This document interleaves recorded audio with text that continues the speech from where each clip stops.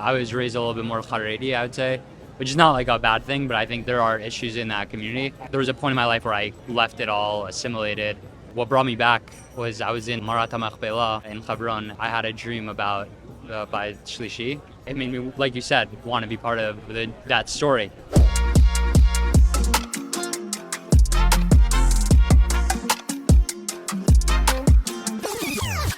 I'm here in New York City with the NYU students in Washington Square Park, and we're here to have some conversations with people who are passionate about Israel, the Jewish people, the Palestinians, and about our future. So let's see what they have to say. Yalla, let's go. The time that we have in diaspora is limited, and if we're not aware of us being a limited time in diaspora, then eventually diaspora will kill us. And we've seen that throughout Jewish history. Either a nation comes and kills us, or we self-assimilate. In America, we have 5.4 million Jews, and between 60 to 80% assimilation rate. So even if, let's say, you're going to be a good Jewish father, how do you know your grandchildren, like at some point, the majority of our people are assimilating to the diaspora. And in places like Argentina and Brazil, it's 90%.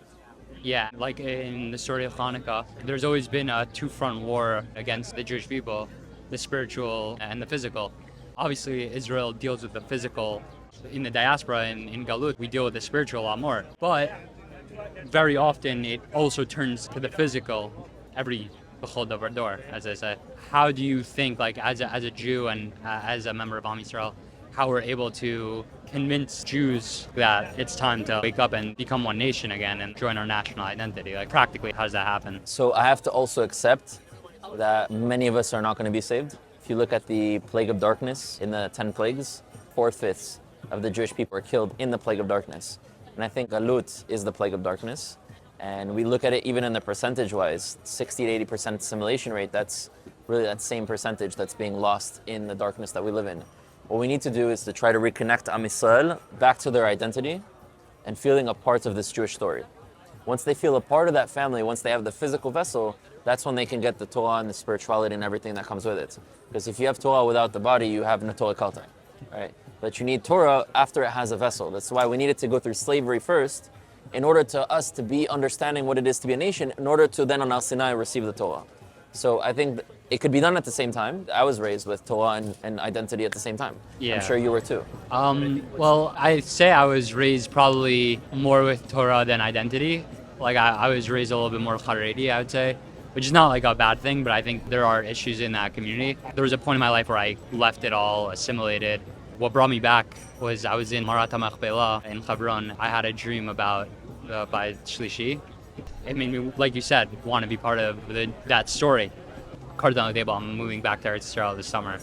I just want to know like how, like I try all the time. I feel like to no avail. First of all, it's not one solution fits all. Of course. Because there might be a person that's against Israel because their parents are very big Zionists and they're having a rebellion and so they're going against their parents. You might have a person who has just a disconnect from their own identity and doesn't know what it means to be a Jew, so it's like, why do I even care? You might someone who really cares about the Palestinian people and is told the only way to care about Palestinians is to stay. So there could be many ways. But whenever you're engaging with someone, I would say ask questions. Because when you ask questions, you can find out where the source of where they're coming from. Just like a doctor. If you're going to say, hey, I have a pain over here and over here, they're not just going to give you medicine to numb the pain. They're going to want to ask more questions to find out, okay, what kind of disease is this that I can go and administer the right medication to go to its source. So right. I have many friends that I've met that were anti-Israel and not connected to their Judaism. And often when I ask them questions, I found out, okay, this is where the disconnect was. And now I can connect them to what they were missing, and then everything will flow afterwards. So That's what I would say. Okay. Yeah, thank you. Sure. I'd love to you live in Yerushalayim, right? Yeah. I'd love to when I move back to connect. Hit me up on Instagram.